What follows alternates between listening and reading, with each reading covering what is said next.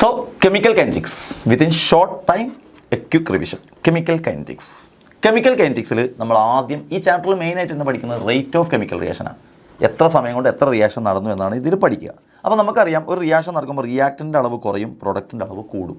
So നമ്മൾ rate of reaction എന്ന് പറയുന്നത് തന്നെ, അല്ലെങ്കിൽ rate of disappearance of R എന്ന് പറയുന്നത് തന്നെ നോക്കിക്കേ, കോൺസെൻട്രേഷൻ ഓഫ് ആറിൻ്റെ change with respect to time അത് മൈനസ് ആയിരിക്കും. മൈനസ് എന്ന് പറയുന്നത് അതിൻ്റെ അളവ് കുറയുന്നു. പ്രൊഡക്റ്റ് വെച്ച് എഴുതുമ്പോൾ പ്ലസ് എഴുതുക, കാരണം പ്രൊഡക്റ്റിൻ്റെ അളവ് കൂടും, പ്രൊഡക്റ്റിൻ്റെ അളവ് ചേഞ്ച് ആവുന്നു with respect to time. So minus delta concentration of R divide by delta T which is equal to plus delta concentration of P divide by delta T. ഇതായിരിക്കും നമ്മുടെ റേറ്റ് ഓഫ് റിയാക്ഷൻ്റെ എപ്പോഴുള്ള എന്താ പറയുക ഇക്വേഷൻ. ദെൻ ഈ rate നമുക്ക് രണ്ട് ടൈപ്പായിട്ട് പറയാം, average rate എന്നും instantaneous rate എന്നും. ആവറേജ് റേറ്റ് എന്ന് പറഞ്ഞു കഴിഞ്ഞാൽ നിങ്ങളൊരു ലാർജ് ടൈം ഇൻ്റർവെല്ലിലാണ് റേറ്റ് കാണുന്നതെങ്കിൽ, ഒരു ഓവർ എ ടൈം പീരീഡാണ് നിങ്ങൾ റേറ്റ് കാണുന്നതെങ്കിൽ അതിനെ ആവറേജ് റേറ്റ് എന്ന് പറയും. അതിൻ്റെ ഇക്വേഷൻ നമ്മൾ കാണുക, നേരത്തെ പറഞ്ഞ അതേ equation.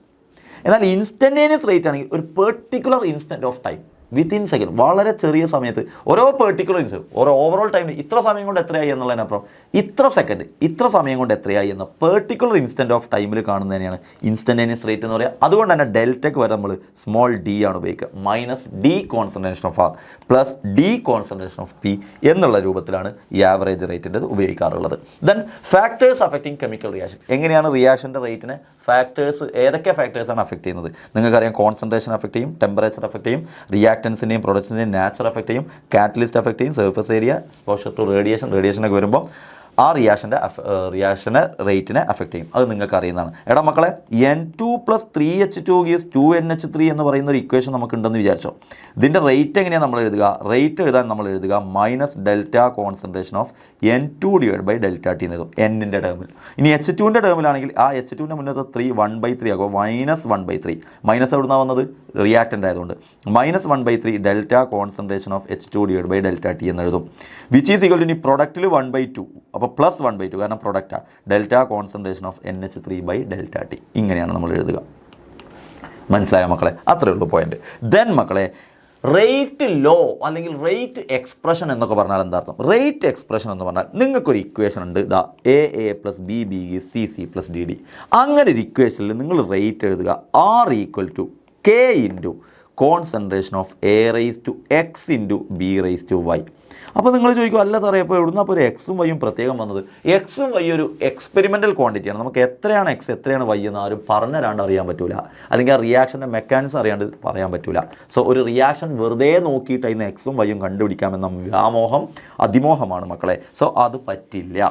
So R = K × concentration of A⁻X × B⁻Y. അതിൽ K എന്ന് ഉദ്ദേശിക്കുന്നത് റേറ്റ് കോൺസ്റ്റൻ്റ് ആണ്. K എന്ന് പറയുന്നത് എന്താണ്? Rate constant. ഇനി ഈ ഒരു റിയാക്ഷനിൽ ഈ എയും ബിയും കണ്ടോ, ആ എയും ബിയും കൂടെ കൂട്ടിയാൽ കിട്ടുന്നതാണ് മോളിക്കുലാരിറ്റി, അഥവാ ടോട്ടൽ റിയാക്റ്റൻറ്റുകളുടെ എണ്ണം കൂട്ടിയാൽ കിട്ടുന്നതാണ് മോളിക്കുലാരിറ്റി. എന്നാൽ പവർ ടേം എക്സും വൈയും കണ്ടോ, അത് തമ്മിൽ കൂട്ടിയാൽ കിട്ടുന്നതാണ് ഓർഡർ, ഒരു റിയാക്ഷൻ്റെ ഓർഡർ. അപ്പോൾ എന്താണ് ഓർഡറും എന്താണ് മോളിക്കുലാരിറ്റിയും? ആദ്യത്തെ ഡിഫറൻസ് തന്നെ ഞാൻ ഡെഫിനിഷനായിട്ട് പറഞ്ഞു തന്നു. അതായത് നമ്പർ ഓഫ് മോളിക്യൂൾസ് കൂട്ടിയാൽ കിട്ടുന്നതാണ് molecularity. Order of power term ആണ്, പവർ ടേമിൻ്റെ സമ്മാണ് എന്ത്? ഓർഡർ എന്ന് പറയുന്നത്. ദെൻ മോളിക്കുലാരിറ്റി എന്ന് പറയുന്നത് ഒറ്റ സ്റ്റെപ്പിൽ നടക്കുന്ന റിയാക്ഷന് മാത്രമേ പറ്റുള്ളൂ. ഒറ്റ സ്റ്റെപ്പിൽ നടക്കുന്ന റിയാക്ഷനുകൾ എലമെൻ്ററി റിയാക്ഷൻ എന്നാണ് പറയാം. ഓർഡർ പക്ഷേ എല്ലാ റിയാക്ഷനും പറ്റും. എന്താണ്? ഒന്നിലധികം സ്റ്റെപ്പിൽ നടക്കുന്നതിന് നമുക്ക് ഓർഡർ പറയാൻ പറ്റും. ദെൻ മോളിക്കുലാരിറ്റി എന്ന് പറഞ്ഞാൽ തിയററ്റിക്കൽ ക്വാണ്ടിറ്റി, നമുക്ക് നോക്കിയാൽ പറയാൻ പറ്റും എത്ര ആൾ പങ്കെടുത്തു. പക്ഷേ ഓർഡർ നമുക്ക് നോക്കിയാൽ പറയാൻ പറ്റില്ല, എക്സ്പെരിമെൻ്റൽ ക്വാണ്ടിറ്റിയാണ്. മോളിക്കുലാരിറ്റി 1 2 3 നമ്പർ, അങ്ങനെ നാച്ചുറൽ നമ്പേഴ്സൊക്കെ വരാം. ഓർഡർ ഫ്രാക്ഷണൽ നമ്പേഴ്സും ഏത് നമ്പറും 0 ഒക്കെ വരാം ഓർഡർ എന്ന് പറയുന്നത്. സോ മക്കളെ, അതാണ് പോയിന്റ്. ദെൻ അങ്ങനെ നമ്മൾ അതിനെക്കുറിച്ചൊക്കെ പറഞ്ഞു. അങ്ങനെയാണ് റേറ്റ് കോൺസ്റ്റൻറ്റിൻ്റെ യൂണിറ്റ് എന്താ? അതിന് മുമ്പ് ആദ്യം ആറിൻ്റെ യൂണിറ്റ് എന്താ? യൂണിറ്റ് ഓഫ് ആർ, റേറ്റിൻ്റെ യൂണിറ്റ് എന്ന് പറയുന്നത് മോൾ ലിറ്റർ ഇൻവേഴ്സ് സെക്കൻഡ് ഇൻവേഴ്സ് ആണ്. എന്നാൽ റേറ്റ് കോൺസ്റ്റൻ്റ് ആയ കെയുടെ യൂണിറ്റ് എന്താണ്? കെയുടെ യൂണിറ്റ് മോൾ ലിറ്റർ സെക്കൻഡ് അങ്ങനെ എഴുതുക. എന്നിട്ട് മോളിൻ്റെ നേരെ 1 - n, ലിറ്ററിൻ്റെ മുകളിൽ n-1 സെക്കൻഡ് ഇൻവേഴ്സ്. ഇതാണ് നമ്മുടെ ജനറൽ ഇക്വേഷൻ. എന്തിനാണ് ഈ n സൂചിപ്പിക്കുന്നത്? n stands for order. അപ്പോൾ 0 ഓർഡർ ആണെങ്കിൽ നമ്മൾ അങ്ങനെ കൊടുക്കും. 0 ഓർഡർ ആണെങ്കിൽ നമ്മളിവിടെ 1 - 0 0 - 1 അങ്ങനെ കൊടുക്കും. ഫസ്റ്റ് ഓർഡർ ആണെങ്കിൽ 1 - 1 1 - 1 ഇങ്ങനെ കൊടുക്കും. അപ്പോൾ 0 ഓർഡറിൻ്റെ ഇക്വേഷനും റേറ്റിൻ്റെ യൂണിറ്റും 0 ഓർഡറിൻ്റെ റേറ്റ് കോൺസ്റ്റൻ്റ് യൂണിറ്റും സെയിം ആണ്, mole litre inverse second inverse. First ഓർഡറിൻ്റെ unit rate constant unit second inverse ആണ്. സെക്കൻഡ് ഓർഡറിൻ്റെ unit litre mole inverse second inverse ആണ്. കാണാതെ പഠിച്ചു വെക്കേണ്ട ആവശ്യമില്ല, ഈ ഇക്വേഷനിലേക്ക് അപ്ലൈ ചെയ്താൽ മതി. ജനറൽ ഇക്വേഷൻ മറക്കണ്ട. Mole 1 - n litre n-1 second inverse. Ready. Then അപ്പോൾ ഓർഡർ എന്താണെന്ന് പഠിച്ചല്ലോ. സീറോ ഓർഡർ റിയാക്ഷനും ഫസ്റ്റ് ഓർഡർ റിയാക്ഷനും നിങ്ങൾ 2 എക്സാമിന് വേണ്ടി പോകുമ്പോൾ പഠിച്ചുകൊണ്ട്. ഒന്ന് അമോണിയ ഡീകമ്പോസ് ചെയ്യുന്ന റിയാക്ഷൻ പ്ലാറ്റിനത്തിൻ്റെ പ്രസൻസിൽ, ഒന്ന് ഹൈഡ്രജൻ അയോഡൈഡ് HI ഡീകമ്പോസ് ചെയ്യുന്ന reaction in the presence of ഗോൾഡിൻ്റെ പ്രസൻസിൽ HI ഡിസോസിയേറ്റ് ചെയ്യുക, പ്ലാറ്റിനത്തിൻ്റെ പ്രസൻസിൽ അമോണിയ ഡിസോസിയേറ്റ്. ഇത് സീറോ ഓർഡറിന് എക്സാമ്പിളാണ്.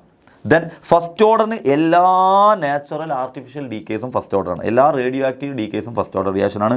അതുപോലെ തന്നെ N2O ഡിസോസിയേറ്റ് ചെയ്തിട്ട് 2N2O2 ആവുന്നതും ഫസ്റ്റ് ഓർഡർ റിയാക്ഷൻ. സെക്കൻഡ് ഓർഡർ അങ്ങനെ ഓർത്ത് വെച്ചിട്ടില്ലെങ്കിലും കുഴപ്പമില്ല. സീറോ ഓർഡറിനും ഫസ്റ്റ് ഓർഡറിനും 2 എക്സാമ്പിൾ മക്കൾ ഓർത്ത് വെച്ചോണേ. ദെൻ ഇൻ്റഗ്രേറ്റഡ് റേറ്റ് ഇക്വേഷൻ, അതിന് ഡിറൈവ് ഒക്കെ ചെയ്തിട്ട് നമുക്ക് സീറോ ഓർഡറിൻ്റെ ഇൻ്റഗ്രേറ്റഡ് റേറ്റ് ഇക്വേഷൻ ആയിട്ട് കിട്ടുന്നത് എന്താ? K = concentration of R0 - R/T. എന്താണ്? Concentration of R0 - concentration of R/T. R0 എന്ന് പറഞ്ഞാൽ നമ്മൾ റിയാക്ഷൻ തുടങ്ങുന്ന സമയത്ത് സ്റ്റാർട്ടിങ്ങിൽ ഇനീഷ്യലി നമ്മുടെ കയ്യിലുള്ള അളവാണ് R0. R എന്ന് പറഞ്ഞാൽ എത്ര സമയത്താണ് നമ്മൾ നോക്കുന്നത് ആ സമയത്തുള്ള അളവ്. ഫസ്റ്റ് ഓർഡറിൻ്റെ ഇതേപോലത്തെ ഇൻ്റഗ്രേറ്റഡ് റേറ്റ് ഇക്വേഷൻ എന്താണ്?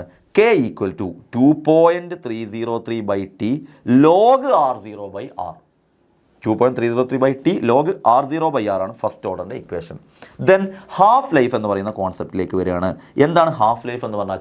ഒരു റിയാക്റ്റൻ്റ് അല്ലെങ്കിൽ ഒരു റിയാക്ഷൻ അതിൻ്റെ പകുതി ആവാൻ എടുക്കുന്ന സമയമാണ് ഹാഫ് ലൈഫ്. എത്രയാണോ അതിൻ്റെ ഫസ്റ്റ് വാല്യൂ 100 ഗ്രാം ആണെങ്കിൽ 50 ഗ്രാം ആവാൻ എടുക്കുന്ന സമയമാണ് T half. Half life zero ഓർഡറിനും പറയാം ഫസ്റ്റ് ഓർഡറിനും പറയാം. സീറോ ഓർഡറിനാണെങ്കിൽ T ഹാഫ് = R0/2K. R0/2K. ഫസ്റ്റ് ഓർഡറിനാണെങ്കിൽ T half = 0.693/K. T half R0/2K for zero order, first ഓർഡറിനാണെങ്കിൽ 0.693/K. Then what are pseudo order reaction? ചില റിയാക്ഷൻസ് നമ്മൾ വിചാരിക്കും ഹയർ ഓർഡർ ആണെന്ന്, പക്ഷേ actually it follows lower order. നമ്മൾ വിചാരിക്കും സെക്കൻഡ് ഓർഡർ ആണ്, പക്ഷേ actually it follows first order. അങ്ങനത്തെ റിയാക്ഷനാണ് pseudo order reactions. Pseudo order reaction ഏറ്റവും നല്ല എക്സാമ്പിൾ എന്ന് പറയുന്നത് hydrolysis of cane sugar. Hydrolysis എന്ന് പറയുന്ന പ്രോസസ്സുകൾ അധികവും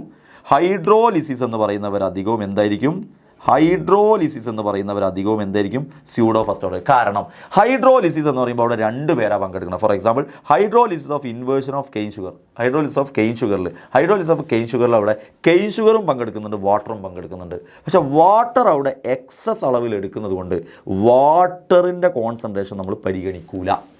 നമ്മൾ ആരുടെ കോൺസെൻട്രേഷൻ മാത്രമേ പരിഗണിക്കുള്ളൂ? കെയിൻ ഷുഗറിൻ്റെ കോൺസെൻട്രേഷൻ മാത്രമേ പരിഗണിക്കൂ. സോ കെയിൻ ഷുഗറിനെ മാത്രമേ അത് ഡിപ്പെൻഡ് ചെയ്യുന്നുള്ളൂ, അത് ഫസ്റ്റ് ഓർഡർ. H2നും കൂടി ഡിപ്പെൻഡ് ചെയ്തിരുന്നെങ്കിൽ അത് സെക്കൻഡ് ഓർഡർ, പക്ഷേ H2നെ ഡിപ്പെൻഡ് ചെയ്യുന്നില്ല. സോ ഇത് സെക്കൻഡ് ഓർഡറാണെന്ന് വിചാരിക്കും, കാരണം 2 പേരെ പരിഗണിക്കുന്നുണ്ടല്ലോ എന്ന് വിചാരിക്കും. പക്ഷേ H2 അവിടെ എക്സസ് ആയതുകൊണ്ട് H2ൻ്റെ കോൺസെൻട്രേഷനെ ഇവിടുത്തെ റേറ്റ് തീരുമാനിക്കുന്നില്ല. സോ റേറ്റിൻ്റെ ഇക്വേഷൻ എഴുതുമ്പോൾ rate = K × concentration of C12H2211 into concentration of H2 ഇല്ല, കാരണം H2ൻ്റെ കോൺസെൻട്രേഷനെ ഡിപ്പെൻഡ് ചെയ്യുന്നില്ല. ഇതാണ് സ്യൂഡോ ഓർഡർ. ദെൻ ഒരു റേറ്റ് ഓഫ് റിയാക്ഷനെ മെയിനായിട്ട് ഡിപ്പെൻഡ് ചെയ്യുന്ന ഒരു ടേമാണ് ടെമ്പറേച്ചർ. അറീനിയസ് എന്ന് പറയുന്ന സയൻറ്റിസ്റ്റ് തന്നെ പറയുന്നത് എന്താണെന്നറിയോ?